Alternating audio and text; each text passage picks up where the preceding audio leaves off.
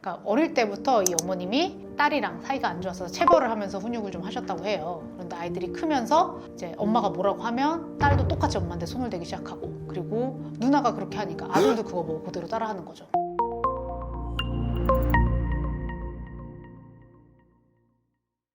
변호사님 안녕하세요. 안녕하세요.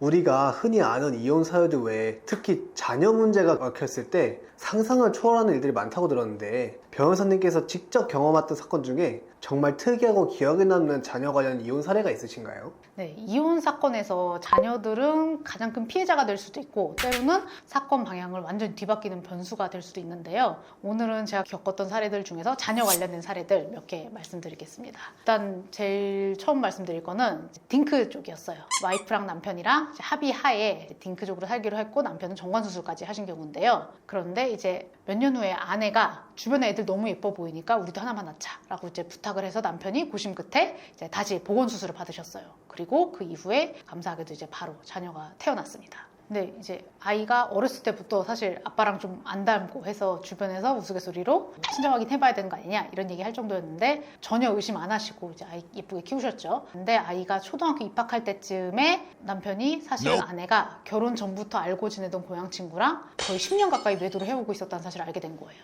알고 보니까 아내가 낳아달라고 했던 아이는 사실 상간남의 아이였고, 상간남의 아이를 갖고 싶었던 아내가 계획적으로 남편한테 정관수술을 복원하자라고 얘기를 해서 상간남의 아이를 임신하고 마치 남편 아이인 것처럼 속여서 출산까지 한 겁니다. 아니, 그러면 남편분은 아내와 상간남의 아이를 10년 가까이 자기 자식을 알고 키우신 거네요. 그렇죠. 아, 진짜 말이 안 나오는데요? 맞아요. 결국 두 사람은 이혼을 하게 됐는데, 놀라운 거는 양육권을 아빠가 가져갔어요. 아빠가 남편 쪽에서는 법적으로 이제 우리 아이가 친자가 아니라라는 걸 알게 됐지만, 10년 동안 아들처럼 키워오신 그 정 때문에 아이는 이제 엄마한테 못 넘겨주겠다라고 해서 양육권을 아빠가 끝까지 고수하셔서 결국에는 친자가 아님에도 불구하고 아버지가 양육권을 가져가시면서 이혼이 마무리된 사건이 있었어요. 정말 자녀 때문에 받은 상처가 너무 큰 사례네요. 근데 변호사님, 이 사건 말고 다른 사례도 있나요? 네, 배우자가 외도를 했고, 그리고 배우자가 그때 상간남 아이까지 임신한 상태였는데, 그래서 당연히 남편 입장에서는 상간소송 했고 진행해서 승소까지 했고, 그리고 이혼소송을 하려고 하셨는데 결국 안 하신 경우도 있었어요. 심지어 그 상간소송하고 이러는 기간 동안 이제 막달이 돼서 출산을 앞두고 있었는데도 결국엔 이혼을 안 하시는 경우도 있었거든요. 왜냐면은 그 두 사람 사이에 있었던 다른 자녀들이 이혼 가정이 되는 게 너무 싫다라고 강력하게 반대를 했기 때문에, 이 말 듣고 이제 아빠가 이혼을 안 하기로 결심을 한 거예요. 그래서 결국에는 아내는 상간남의 아이를 낳았고, 그 아이까지 결국에는 그 가정에서 같이 양육을 하시면서 지내시게 되는 거죠. 이게 자녀들의 반대 때문에 이혼을 포기하는 경우도 있네요. 네, 그렇습니다. 변호사님, 그러면은 자녀가 이혼을 막는 경우도 있는데 반대로 자녀 때문에 이혼을 결심하게 되는 경우도 있나요? 네, 이거는 흔한 경우는 아니었는데 자녀들의 폭력에 희생을 당했던 부모님의 사례입니다. 네? 자녀한테요? 네, 그러니까 어릴 때부터 이 어머님이 딸이랑 사이가 안 좋아서 체벌을 하면서 훈육을 좀 하셨다고 해요. 그리고 둘째가 아들이었는데 아들한테도 종종 그러셨고요. 그런데 아이들이 크면서 이제 엄마가 뭐라고 하면 딸도 똑같이 엄마한테 손을 대기 시작하고, 그리고 누나가 그렇게 하니까 아들도 그거 보고 그대로 따라하는 거죠. 근데 딸이 폭력을 같이 행사하는 거랑 아들이 행사하는 거랑은 차원이 달랐던 거예요. 아들이 화가 난다고 이제 엄마를 밀치고 발로 차고 그러기 시작한 겁니다. 아니, 그럼 그런 상황 속에서 아버지는 무엇을 했나요?